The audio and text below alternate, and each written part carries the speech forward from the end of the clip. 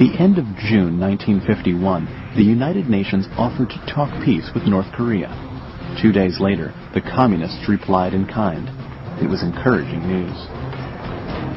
For the talks, the truce team settled on the tiny village of Panmunjom, between enemy lines. Right away, it was obvious that the negotiations would be as torturous as the war itself. Both sides came to the table acting as the victor, pressing the other to make concessions expected of the loser. Their objectives differed drastically. The UN wanted a new border drawn along current front lines.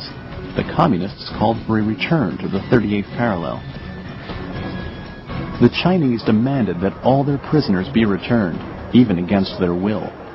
But the Reds had slaughtered most of the UN captives they had taken. Of the more than 100,000 UN soldiers thought captured by the Reds, only about 13,000 came back. Relieved just to be alive, those lucky few told horrifying tales of torture, brainwashing, and severe hunger. They talked about the Chinese campaign to re-educate them and turn them against the cause of democracy. They were forced at gunpoint to speak out against America on the radio. And they described prison camps where there was no medicine and rampant disease. Thousands went crazy. Thousands more starved to death. Across the front line, UN prisons were safer and better organized. The most threatening enemy within these camps were not the guards, but other prisoners. Chinese inmates split into pro- and anti-communist factions. Often their animosity toward each other turned deadly, and the communists back at the peace table used the discord in these camps as propaganda against the United Nations. The talks continually broke down. Neither side would budge on anything, and when progress stalled at Panmunjom, tensions heightened on the front lines.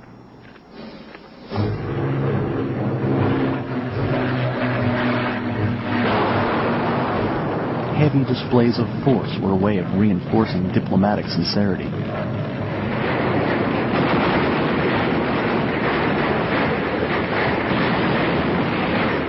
The last 2 years of the war were a series of highly charged skirmishes fueled by impatience, frustration, and resentment.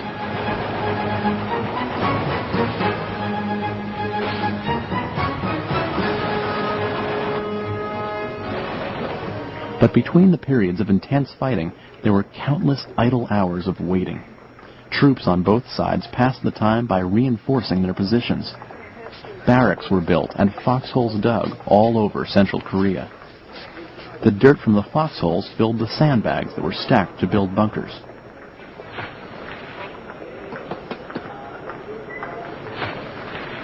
And from these bunkers high in the hills, troops kept watch on the enemy, who was spying back on them from across the valley.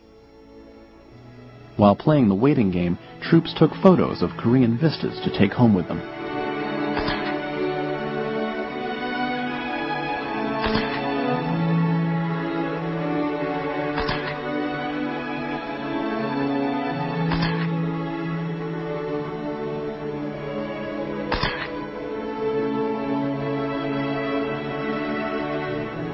When they weren't building better bunkers or snapping photos, troops would write letters home or attend religious services, praying for their lost buddies, but never for themselves. You pray for your friends that they might be spared. For yourself, you pray that if you're killed, it'll be quick and merciful. You never prayed, "Spare me, God, and I'll be good." It would sound selfish if you prayed that you wanted to be spared. Doug Koch, Private First Class. In these hills, if there was one selfish wish worth praying for, it was to always hold the high ground. And in the summer of 1952, the 8th Army had their sights set on the hills ahead of them. If they could just advance to the next ridge, that would be enough, until they saw the ridge ahead of that.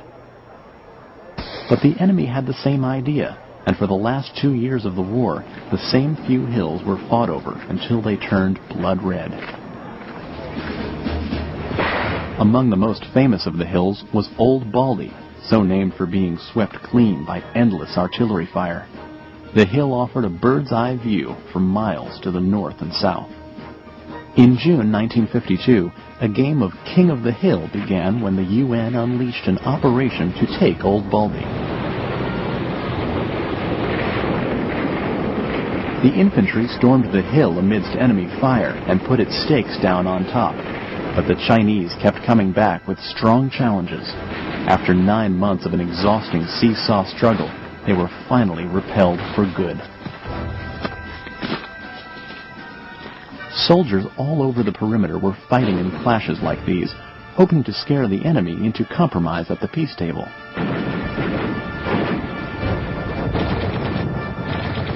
But the talks at Panmunjom went on and off with no progress. If negotiations were going to get anywhere, UN forces needed to find a better way to put pressure on the Reds. So they turned to their most obvious advantage: air power.